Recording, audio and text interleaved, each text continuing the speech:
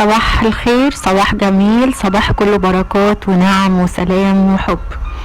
اعترافات الهارب. الحقيقة ان كل الهاربين اللي حاليا دلوقتي متزوجين من توائمهم اجتمعوا على امر واحد.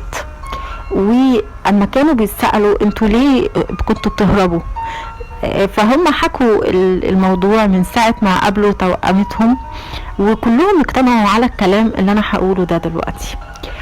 كلهم اجتمعوا ان اما كانوا بيحكوا ان هم اول ما قابلوا التوأمة بتاعتهم حسوا بالضعف الشديد قدامها، حسوا بانجذاب غير طبيعي، حسوا قد ايه هم عمرهم ما قابلوا النوع ده من الانجذاب من المشاعر، وفي نفس الوقت ده خوفهم جدا، فخلاهم ان هم يبعدوا او يقولوا لا دي صداقة، انا ما استحقش النوع ده من العلاقات، انا ما ينفعش اكون بالضعف ده في علاقة. كان في نفس الوقت بالرغم ان هم بيحكوا قد ايه كان الانجذاب قوي وقد ايه شعروا ان في حاجة عميقة بتسحبهم ناحية الشخص ده، الا انهم كانوا بيفضلوا البعد، ولكن مش البعد التام.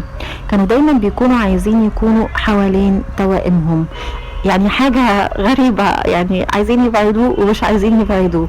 كان مفيش وضوح بالنسبة لهم، كانوا بحاجة دايما ان هم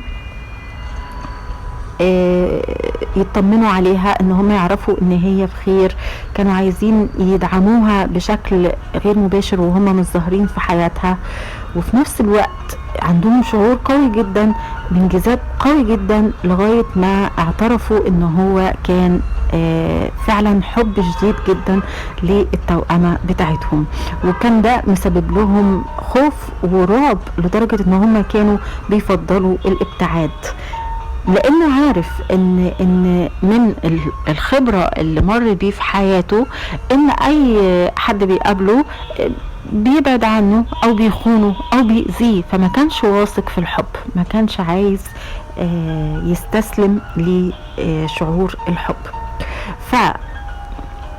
فحكوا ان هم عمرهم ما قابلوا النوع ده من العلاقات، عمرهم ما قابلوا حد يتقبلهم بكل عيوبهم، حد بيديهم كل المشاعر دي بدون توقعات.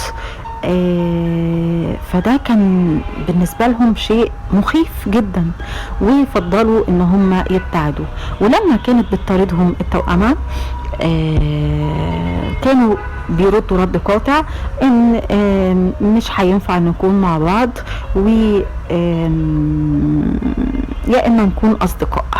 وكان فعلا التوأم بيهرب، وكان بيحكي ان هو كان هربان من الحب نفسه، وكان شايف ان هو ما يستحقش الحب ده لانه كان خايف من الهجر، وكان دايما بيكون هربان بالرغم انه كان عارف ان هي علاقة عميقة جدا جدا، وبالرغم انه كان بيحس بمشاعر سلام شديد جدا، بيحس بمشاعر مش بيحسها مع حد تاني حتى لو كان الحد ده قريب جدا منه.